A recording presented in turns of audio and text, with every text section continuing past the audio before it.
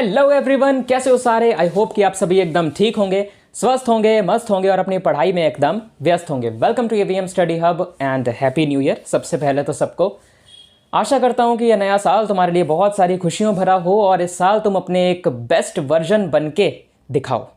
ठीक है, चलो आज हम करने वाले हैं तुम्हारी क्लास 9th साइंस की एनसीईआरटी बुक का चैप्टर 5 जो कि है the fundamental unit of life. और आज का यह चैप्टर तुम्हें मैं नहीं करवाने वाला, आज का यह चैप्टर तुम्हें करवाने वाली है तुम्हारी एक नई बायोलॉजी एजुकेटर कनिका मैम। तो अब ध्यान से सुनना, अच्छे से समझना। कोई भी दिक्कत आती है, कोई भी डाउट आता है तो तुम नीचे कमेंट सेक्शन में हमें बता सकते हो कमेंट करके, या फिर मेरे या एवीएम स्टडी हब के इंस्टाग्राम अकाउंट पर जाकर हमें डीएम भी कर सकते हो। सारे सोशल मीडिया हैंडल्स के लिंक तुम्हें नीचे डिस्क्रिप्शन में मिल जाएगी। तो चलो अब ध्यान से समझना चैप्टर को, और मैं तुमसे मिलूंगा बिल्कुल लास्ट में चैप्टर खत्म होने के बाद। चलो देखो, Today we are going to start a new chapter, the fundamental unit of life. Fundamental unit.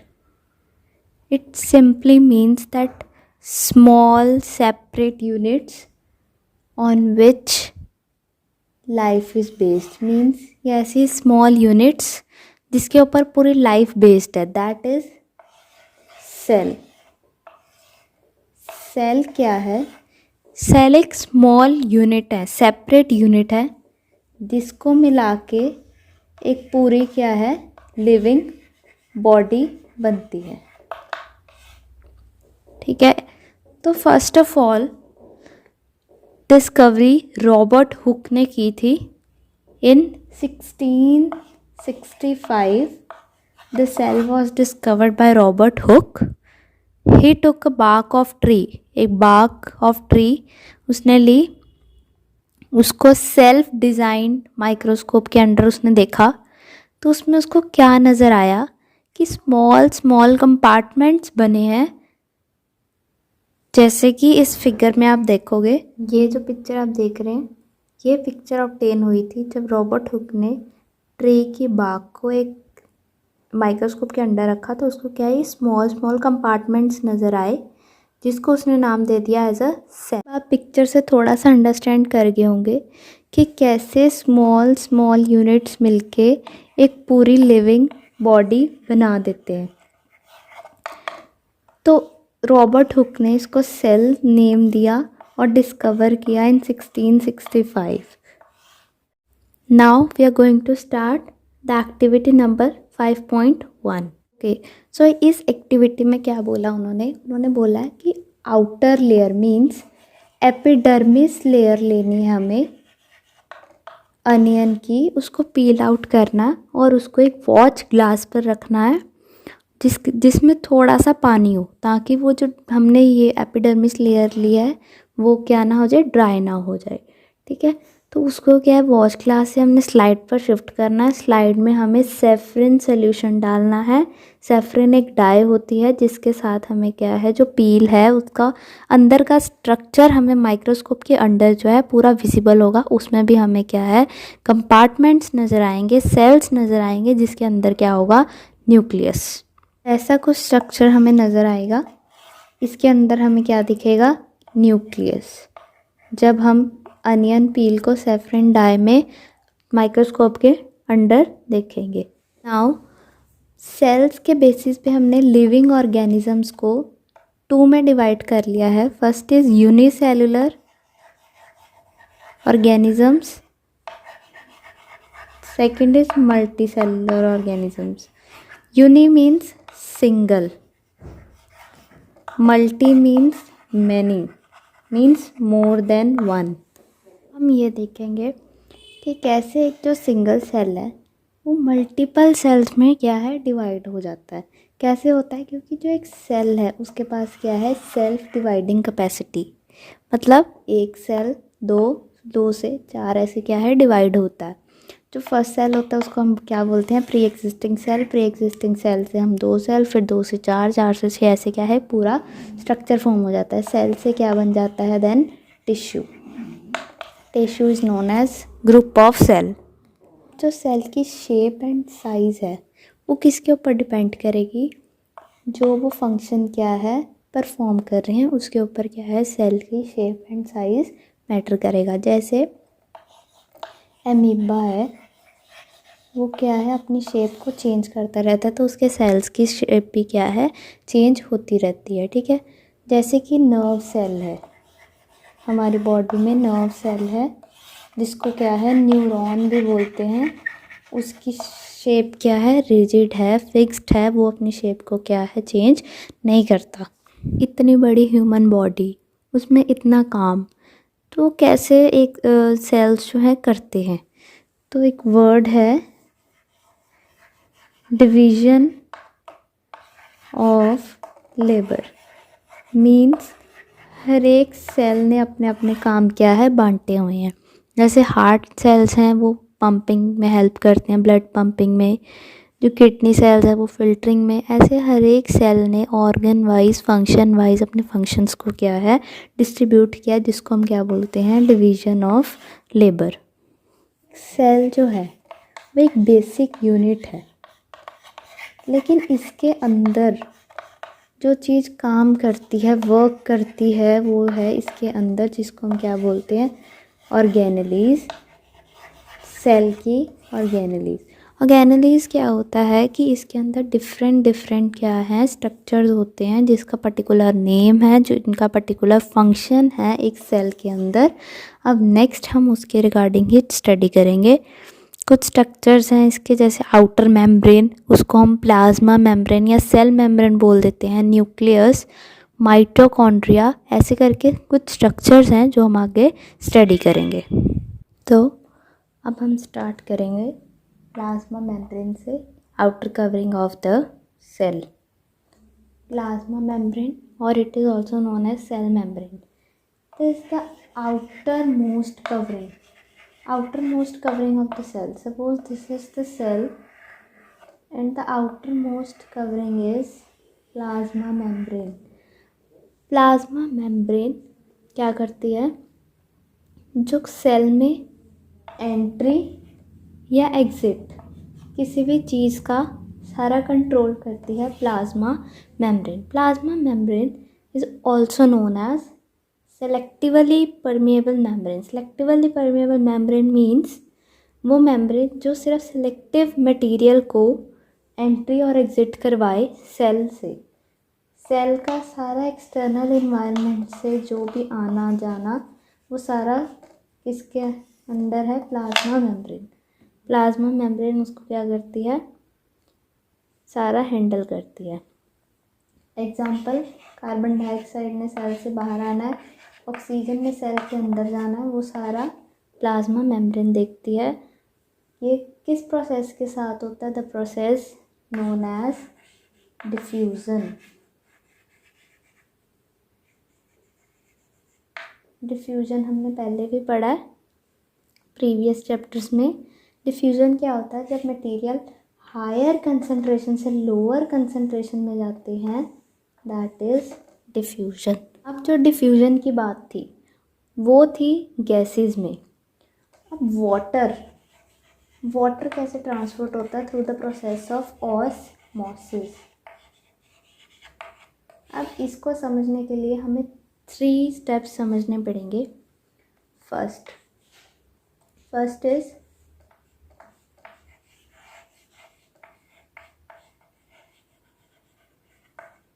hypotonic solution, second is isotonic solution, and the third one is hypertonic solution।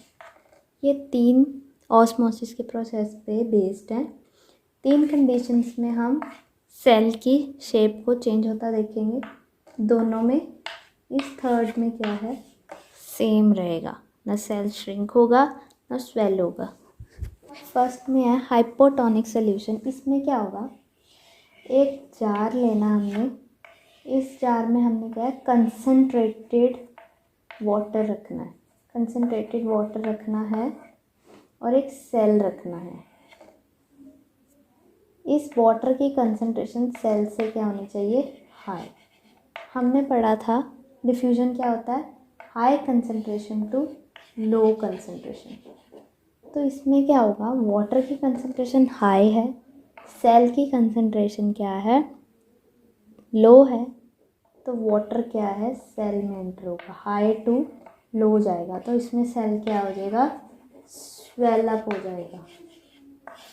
In the hypotonic solution cell will swell, क्यों, क्योंकि water क्या है, ज़्यादा concentrated है, higher से lower जाएगा और क्या है, जो सेल है वो क्या हो जाएगा, स्वेल हो जाएगा। Second one is isotonic solution. इसमें वही हमने एक जार लेना है, इसमें एक सेल लेना है। अब इसमें क्या लेना है, जो वाटर होगी उसकी सेम कंसनट्रेशन लेनी है एज अ सेल, दोनों की क्या होनी चाहिए, एग्जैक्टली सेम, वाटर की और सेल की। इसमें क्या होगा, ना हाई है ना लो है, तो इसमें क्या है, सेल की शेप क्या है, सेम रहेगी। तो आइसोटोनिक में क्या है, no changes will occur. Third आएगा हमारे पास हाइपरटोनिक। थर्ड आएगा हमारे पास हाइपरटोनिक। अब हाइपरटोनिक में क्या होगा, हमने जो वाटर है क्या लेना है, लेस कंसनट्रेटेड, लोअर कंसनट्रेटेड लेना है और उसमें क्या होगा, अब सेल क्या हो गया, हाई हो गया। अब फ्लूइड क्या है, हाई से कहाँ जाएगा, लो, मतलब सेल से बाहर वाटर में इसका क्या है, फ्लूइड जाएगा तो इसमें सेल को क्या होगा, cell will shrink, cell will shrink.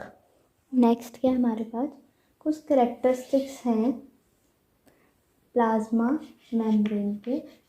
First is plasma membrane is flexible. हमने पहले भी पढ़ा था, कईयों में क्या है, ये अपनी शेप क्या है, चेंज कर लेती है और इसको एंट्री और एग्जिट भी करवानी है मटेरियल्स की, तो जो प्लाज्मा मेम्ब्रेन है वो क्या है, फ्लेक्सिबल है। सेकेंड इज और made up of organic molecules, कुछ मॉलिक्यूल्स के साथ बनी है, वो कौन से मॉलिक्यूल्स हैं, lipids and proteins. Lipids and proteins के साथ क्या है, हमारी प्लाज्मा मेम्ब्रेन बनी है। और प्लाज्मा मेम्ब्रेन क्या है, सेलेक्टिवली परमेएबल, सिर्फ सेलेक्टिव सब्सटेंसेस को एंट्री और एग्जिट परमिट करती है इन द और इनटू द सेल। एक प्लस पॉइंट है इसमें, एमीबा है जो शेप चेंज करता है और उसके जो सेल मेम्ब्रेन है या प्लाज्मा मेम्ब्रेन है वो क्या है, फूड को एनगल्फ कर लेती है और उस प्रोसेस को हम क्या बोलते हैं, एंडोसाइटोसिस। एक टर्म है हमारे पास प्लाज्मोलाइसिस, जो किसकी वजह से होती है, ऑस्मोसिस की वजह से होती है। इसमें क्या होता है, जो सेल है वो क्या है, अपना वाटर लूज़ करता है, ठीक है, जिसके कारण क्या होता है, जो इनसाइड मटेरियल होता है सेल का वो क्या हो जाता है, श्रिंक हो जाता है, लेकिन जो सेल वॉल है वो वैसे ही रहती है। तो shrinkage of the internal content of the cell from the cell wall और away from the cell wall, that is known as plasmolysis. इसके लिए एक एक्टिविटी दी है 5.6। इस एक्टिविटी में क्या है, एक प्लांट के लीव लेना है, ये प्लांट का लीव लेना है हमें। उसको फर्स्ट ऑफ ऑल क्या है, सिंपल स्लाइड पे सिंपल वाटर में रख के उसको हमने माइक्रोस्कोप के अंडर ऑब्जर्व करना है। तो हमें क्या है, क्लोरोप्लास्ट दिखेगा। क्लोरोप्लास्ट क्या होता है, ग्रीन पिगमेंट होती है सेल की जिसमें क्लोरोफिल होता है, वो हम आगे पढ़ेंगे। उसके बाद हमने कोई और लीव्स लेते हैं तो उसमें बॉइलिंग वाटर में उसको बॉइलिंग वाटर में रखना है कुछ मिनट्स के लिए। उसके बाद क्या करना है, अब बॉइलिंग वाटर रखने में क्या होगा, जो सेल्स होंगे वो क्या हो जाएंगे, डेड हो जाएंगे। अब फिर हमें क्या है, स्लाइड में ऑब्जर्व करना है। उसके बाद उनको क्या है, शुगर और सॉल्ट सोल्यूशन में रखना है। फिर हमें चेक करना है, अब इसमें क्या है, हमें प्लाज्मोलाइसिस दिखेगा। हम सेल के अंदर चलते हैं, आउटर कवरिंग हमारी कंप्लीट है। अब हम सेल के अंदर चलते हैं। अंदर से हमारी फर्स्ट ऑर्गेनेली है न्यूक्लियस।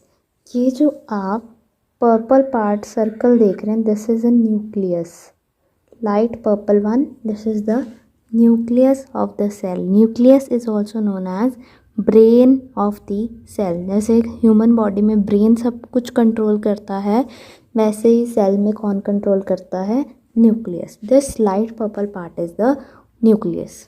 अभी जस्ट हमने पिक्चर में न्यूक्लियस देखा। न्यूक्लियस के अराउंड क्या होता है, डबल लेयर कवरिंग होती है जिसको हम न्यूक्लियर मेम्ब्रेन बोलते हैं। और न्यूक्लियस में क्या क्या होता है? न्यूक्लियस में क्रोमोसोम होते हैं। क्रोमोसोम क्या है? हेरिडिटी मटेरियल है जो जीन्स को कैरी आउट करते हैं, इंफॉर्मेशन को कैरी आउट करते हैं from the one progeny to the another, means parents to their offsprings. इसमें क्या है? फंक्शनल सेगमेंट्स होते हैं, ठीक है, डीएनए के, और उसको हम क्या बोलते हैं? जीन्स। क्रोमेटिन मटेरियल एक थ्रेड लाइक मटेरियल होता है जिसके बाद क्या है? क्रोमोसोम फॉर्म होते हैं। क्रोमेटिन मटेरियल के बाद क्या है? क्रोमोसोम फॉर्म होते हैं। न्यूक्लियस एक और रोल प्ले करता है in of the cell reproduction, means single cell divide होता है मोर सेल्स में, जिसको मेन फंक्शन कौन करता है? न्यूक्लियस। न्यूक्लियस वही एंट्री और एग्जिट सेल में क्या होगी? वो सारे न्यूक्लियर मेम्ब्रेन देखती है। न्यूक्लियस में एंट्री और एग्जिट न्यूक्लियर मेम्ब्रेन देखेगी, सेल का एंट्री और एग्जिट प्लाज्मा मेम्ब्रेन देखेगी। नेक्स्ट है, कईयों में क्या है? सिर्फ न्यूक्लिक एसिड प्रेजेंट होते हैं, पूरा न्यूक्लियस नहीं होता, सिर्फ न्यूक्लिक एसिड प्रेजेंट होते हैं, उसको हम क्या बोलते हैं? न्यूक्लियोइड। फिर उसको हम न्यूक्लियस नहीं बोलेंगे। कईयों में न्यूक्लियस एब्सेंट होता है, मीन्स प्रिमिटिव ऑर्गेनिजम्स, जो पुराने ऑर्गेनिजम्स होते हैं उनमें क्या है? न्यूक्लियस एब्सेंट होता है, उनको हम क्या बोलते हैं? Prokaryotic cells. प्रोकैरियोट और यूकैरियोट में यही डिफरेंस है। प्रोकैरियोट में न्यूक्लियस एब्सेंट होगा, यूकैरियोट में न्यूक्लियस प्रेजेंट होगा। प्रोकैरियोट में अदर ऑर्गेनेलिज भी एब्सेंट होगी या पुअरली डिफाइंड होगी। यूकैरियोट में सब कुछ प्रेजेंट होगा और हाईली फंक्शनिंग सेल होगा। Next is cytoplasm. Cytoplasm is watery content, this all is cytoplasm under the plasma membrane. Cytoplasm के अंदर क्या? बहुत सारी ऑर्गेनेलिज प्रेजेंट होती है, मेनली ये वाटरी कंटेंट होता है सेल में। इसका कोई खास फंक्शन नहीं है, बस इनमें यही है कि जो सेल ऑर्गेनेलिज होती हैं वो साइटोप्लाज्म के अंदर प्रेजेंट होती हैं। अब नेक्स्ट हम ऑर्गेनेलिज पढ़ेंगे जो सेल के अंदर है mainly. First is endoplasmic reticulum, then is Golgi apparatus, then is lysosomes, mitochondria, plastids. जैसे ये ख़त्म होगा हमारा चैप्टर क्या है? कंप्लीट हो जाएगा। अब हम फिगर से पहले देख लेते हैं कि सारे दिखते कैसे हैं, कैसे कैसे प्लेस्ड होते हैं सेल में, उसके बाद हम इनके क्या है आगे कैरेक्टरिस्टिक्स, फंक्शंस वगैरह पढ़ते हैं। Okay, here you can see nucleus हमने पढ़ा था, दिस इज न्यूक्लियस, ठीक है। ये सारा जो लाइट आप पीछे बैकग्राउंड देख रहे हैं सेल में, दैट इज साइटोप्लाज्म, ठीक है। अब हमने क्या पढ़ना है? Endoplasmic reticulum. Endoplasmic reticulum is this, दो तरह का होता है endoplasmic reticulum, smooth and rough. Rough is this around the nucleus and smooth is this dots, blue dots, okay. और हमने पढ़ना है Golgi apparatus. Golgi apparatus is this pink one, then are lysosomes, okay, lysosomes is this small, ठीक है। Then is mitochondria, mitochondria is this one, mitochondria is this yellow part. Mitochondria is the power house और storage of energy, ठीक है, जो पूरे cell में energy store करता है सेल के लिए, दैट इज माइटो। अब हम स्टार्ट करेंगे एंडोप्लाज्मिक रेटिकुलम से।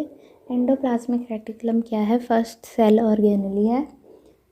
एंडोप्लाज्मिक रेटिकुलम टू टाइप्स का है, rough endoplasmic reticulum and smooth endoplasmic reticulum.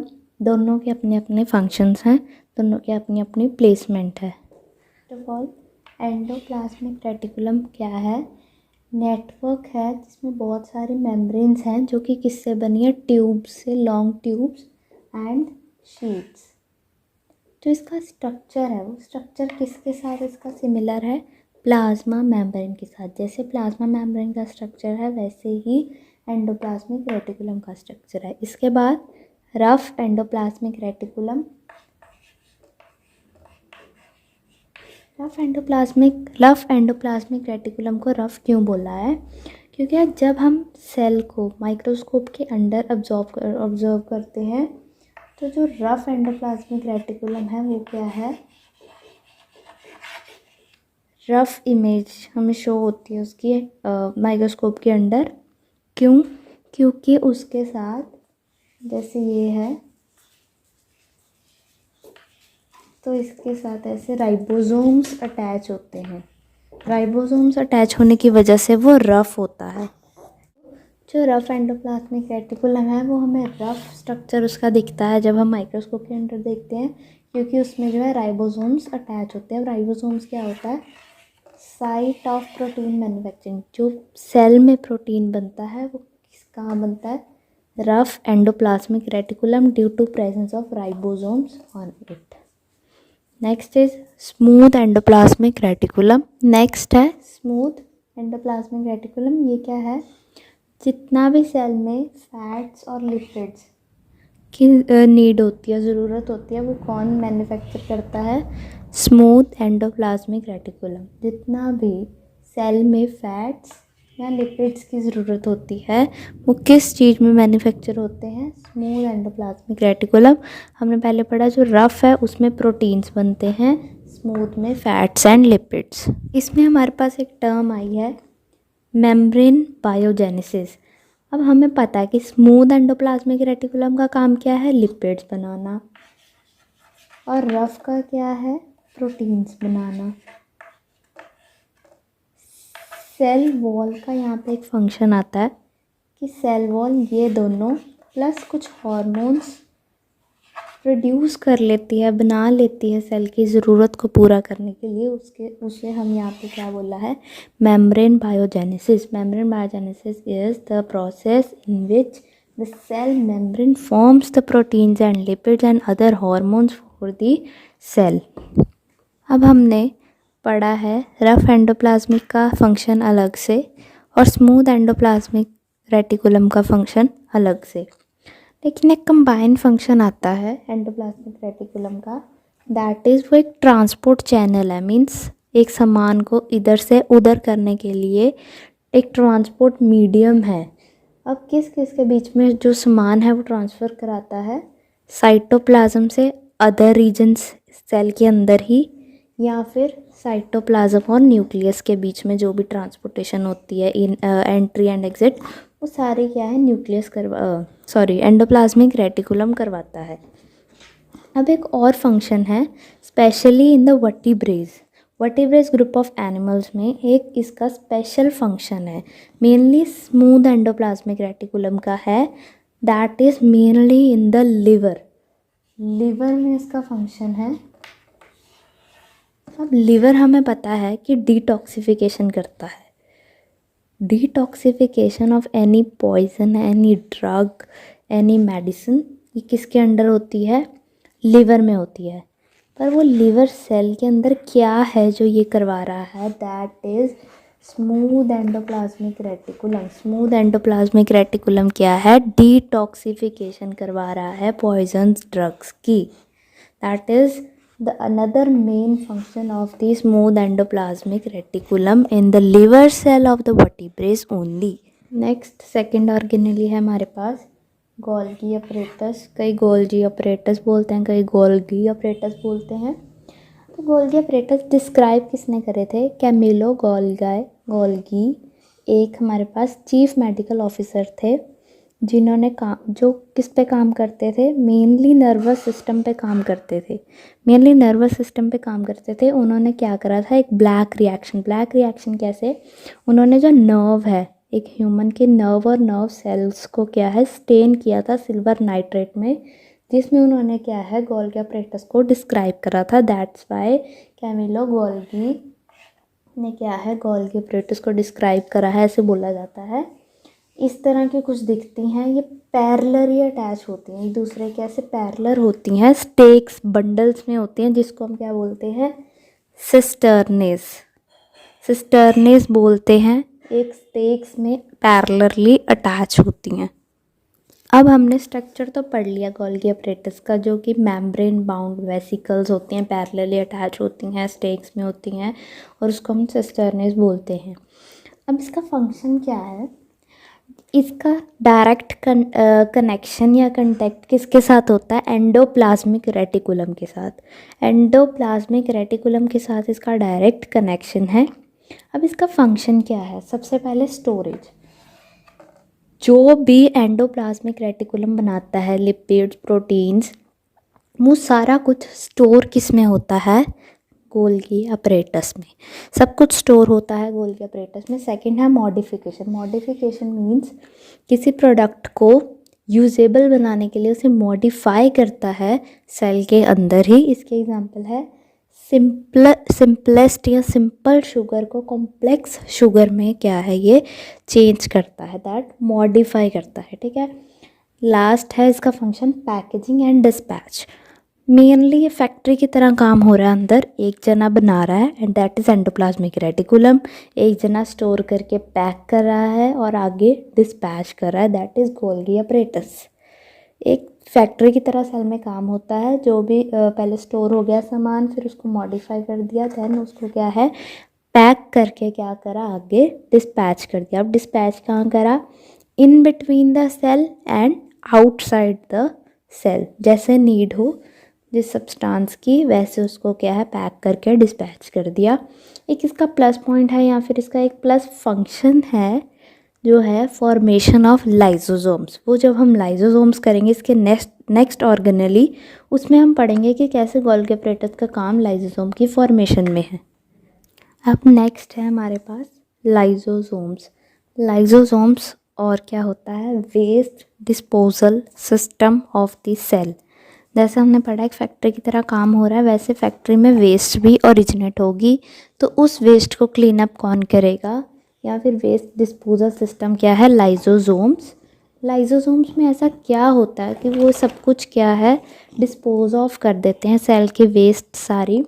उस वेस्ट में क्या क्या आता है? कोई फॉरेन बॉडी आ गई, कोई बैक्टीरिया आ गया, कोई फूड आ गया सेल के अंदर, या फिर कोई ऑर्गेनली डेड हो गई, वो सारा कुछ डाइजेस्ट कौन करेगा? लाइजोसोम्स। लाइजोसोम्स सब कुछ डाइजेस्ट करेंगे। कैसे डाइजेस्ट करेंगे? कॉम्प्लेक्स मटेरियल को एक सिंपल मटेरियल में कन्वर्ट करके उसको क्या है डाइजेस्ट कर लेंगे। इनमें क्या होता है? पावरफुल डाइजेस्टिव एंजाइम्स होते हैं, जो कौन बनाता है? Rough endoplasmic reticulum.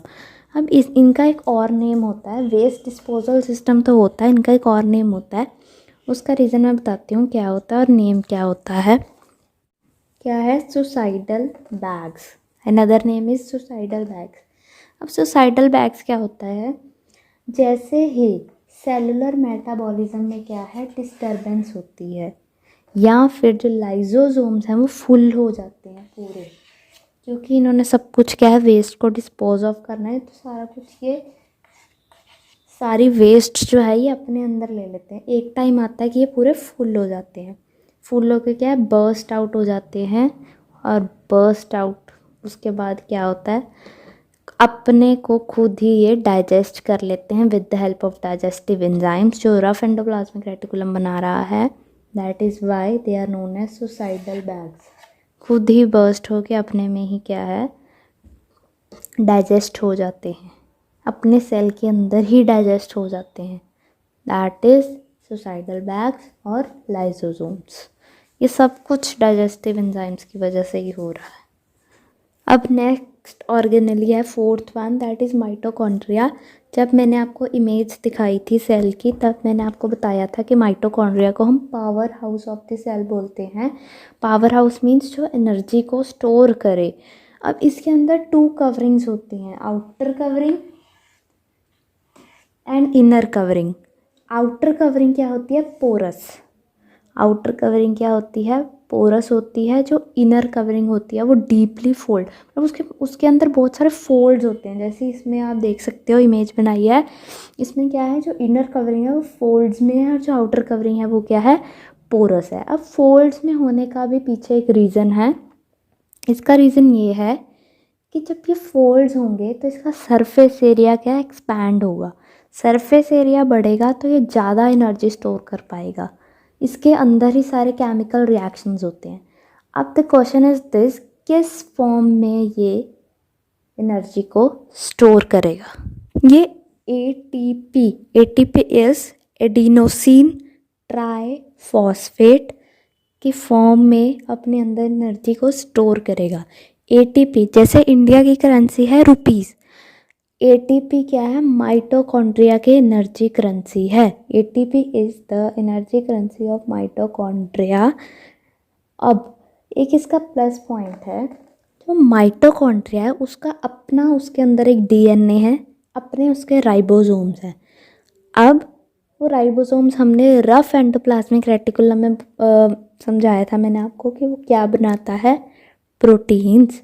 तो माइटोकॉन्ड्रिया अपने प्रोटीन्स वो खुद बना लेता है, क्योंकि उसको एनर्जी को स्टोर करना है और सप्लाई करना। Okay, our next organelle is fifth one, that is plastids. Plastids animal cell में प्रेजेंट नहीं होती, ये सिर्फ प्लांट सेल में प्रेजेंट होती है।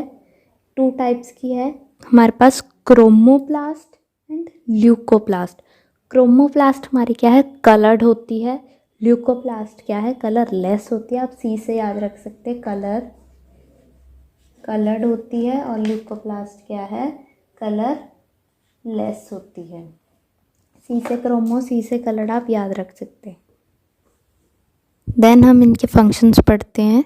अब है हमारे पास part of the plastid, that is chromoplast, that is coloured pigment, जिसके पास येलो एंड ग्रीन पिगमेंट होती है। और इसके पास क्या होता है? क्लोरोफिल। क्लोरोफिल क्या हेल्प करता है? फोटोसिंथेसिस में हेल्प करता है प्लांट्स में। येलो और ग्रीन पिगमेंट की हेल्प से क्या होती है? फोटोसिंथेसिस, जिसमें chlorophyll plays the major role. ठीक है। Then second part is leucoplast. Leucoplast क्या करता है? स्टोर करता है किस किस को? स्टार्च को, ऑयल्स को और प्रोटीन्स को। प्लांट सेल के अंदर स्टोरेज कहाँ होती है? स्टार्च, ऑयल और प्रोटीन्स की ल्यूकोप्लास्ट पे इन द प्लास्टिड्स। एक इसमें प्लस पॉइंट ये है कि जो हमारे पास प्लास्टिड्स हैं, इसमें प्लस पॉइंट ये है कि जो प्लास्टिड्स और माइटोकॉन्ड्रिया है, इनका अपना डीएनए है, अपने इनके राइबोसोम्स हैं, अपने लिए खुद प्रोटीन फॉर्म कर सकते हैं। इनका अपना जेनेटिक मटेरियल है डीएनए। 2 ऑर्गेनेलीज क्या कौन कौन से? Plastids and mitochondria. ये क्वेश्चन भी है जिसका आंसर है plastids and mitochondria are the 2 organelles which have their own genetic material. अब नेक्स्ट एंड लास्ट हमारे पास है वैक्यूल्स। वैक्यूल्स क्या होते हैं? बड़े बड़े सैक लाइक स्ट्रक्चर्स होते हैं सेल के अंदर, जो कि होते हैं स्टोरेज सैक, जो स्टोर करते हैं। क्या स्टोर करते हैं? कुछ लिक्विड्स, कुछ सॉलिड कंटेंट जो कि सेल में होता है। इनमें साइज डिफरेंस होता है एनिमल और प्लांट सेल में। जो एनिमल सेल में होते हैं वो होते हैं स्मॉल साइज़ में, जो प्लांट सेल में होते हैं वो होते हैं लार्ज साइज़ में। लार्ज साइज प्लांट सेल में इसलिए लार्ज साइज़ होता है क्योंकि प्लांट का 50 to 90% वॉल्यूम जो है वैक्यूल स्टोर करते हैं, और वो इम्पॉर्टेंट पार्ट और इम्पॉर्टेंट कंटेंट स्टोर करते हैं, जैसे कि अमाइनो एसिड, शुगर, कुछ organic acids and proteins plant cell में स्टोर करते हैं। इसलिए इनका साइज़ जो है लार्ज होता है और एनिमल सेल में स्मॉल होता है। और एक और कारण है इनका लार्ज साइज़ होने में, ये सेल मेनली प्लांट सेल को टर्जिडिटी या रिजिडिटी प्रोवाइड करता है, हार्ड रखता है और उसको शेप में रखता है। एक तो स्टोरेज हो गया, और second provide turgidity and rigidity. कुछ ऑर्गेनिजम्स होते हैं लाइक एमीबा। एमीबा में क्या है? ये फूड वैक्यूल्स होते हैं। जो भी एमीबा एनगल्फ करता है वो सारा कुछ स्टोर कहाँ हो जाता है? वैक्यूल में जाके हो जाता है। और यूनिसेलुलर ऑर्गेनिज्म में कैसे वैक्यूल अपना रोल परफॉर्म करता है? जो एक्सेस वाटर ले लेते हैं या एक्सेस वेस्ट हो जाती है सेल में, वो एक्सपेल आउट किसके थ्रू होती है? वैक्यूल्स के थ्रू। तो प्लांट सेल में इसका फंक्शन, एनिमल सेल में इसका फंक्शन, अमीबा में इसका फंक्शन, और यूनिसेलुलर ऑर्गेनिज्म में इसका फंक्शन क्या है? अलग है। अब इन सब चीज़ों में हमने ये पढ़ा कि जो सेल है वो सब बेस्ड है ऑर्गेनेलिस पे, और अपनी पूरी ह्यूमन बॉडी किस पे बेस्ड है? सेल पे। That's why cell is known as the fundamental unit of life, the name of the chapter. इस चैप्टर का लास्ट टॉपिक है हमारे पास सेल डिवीजन।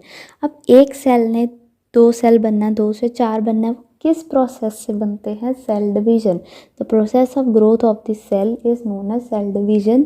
2 प्रोसेस से होती है, mitosis and meiosis. Mitosis and meiosis. Mitosis में क्या होता है? एक मदर सेल होता है, जो पेरेंट सेल जिसको बोलते हैं, वो 2 आइडेंटिकल डॉटर्स में स्प्रेड हो जाता है। These are 2 identical daughters. जितने क्रोमोसोम नंबर मदर सेल में होंगे उतने ही इन दोनों में होंगे। और ये कब होता है, जब कोई टिश्यू को रिपेयर करना हो या टिश्यू की ग्रोथ होनी हो तब माइटोसिस होती है, और ये नॉर्मल सेल्स में होती है, डेली रूटीन सेल्स में होती है माइटोसिस। अब जो सेक्सुअल रिप्रोडक्शन होती है, रिप्रोडक्टिव ऑर्गन्स होते हैं सेल में और प्लांट में, उनमें क्या होती है, मियोसिस। मियोसिस फर्टिलाइजेशन के बाद होती है, जो कि एक ऑफस्प्रिंग बनाती है। मियोसिस में ये फ़र्क है कि मदर सेल से 4 आइडेंटिकल डॉटर सेल्स बनते हैं, माइटोसिस में 2 बनते हैं, इसमें 4 बनेंगे, और इसमें क्रोमोसोम नंबर भी हाफ हो जाएंगे। इसमें सेम रहते हैं दोनों में, इसमें क्या है, हाफ हो जाएंगे मदर सेल के, और ये सिर्फ रिप्रोडक्टिव सेल्स में होती है to form for the formation of offsprings. ये डेली रूटीन में नॉर्मल सेल्स में होती है mitosis. Now here the chapter is completed. Here the chapter is completed. इस सेशन की एंड में बस यही कहूँगा यार कि 2023 में जो गलतियाँ कर दी हैं उसे 2024 में मत दोहराना। जो तुमने गोल बनाया है, जो टारगेट फिक्स किया है, सिर्फ उसी पे फोकस करो, भटकना मत, इधर उधर कहीं पर भी अपने फोकस को भटकने मत देना। जहाँ पर जितनी ज़रूरत है बस उतना बोलो, ना ज़्यादा ना कम। यही चाहूँगा, फोकस्ड रहो, काम रहो, कॉन्फिडेंट रहो। इस साल अपने आप का एक बेटर वर्जन बन के बाहर निकलो और सबको चौंका दो यार। अपने आप को साबित कर दो, प्रूफ कर दो कि यार मैं भी कुछ बहुत बड़ा कर सकता हूँ। तो चलो फिर मिलते हैं अगले लेक्चर में। तब तक के लिए सिर्फ एक चीज़ बतानी और ज़रूरी है, तो वो भी सुन के जाना। क्लास 9th साइंस के बाकी चैप्टर्स की वन शॉट वीडियोस देखने के लिए यहाँ पे क्लिक कर सकते हो।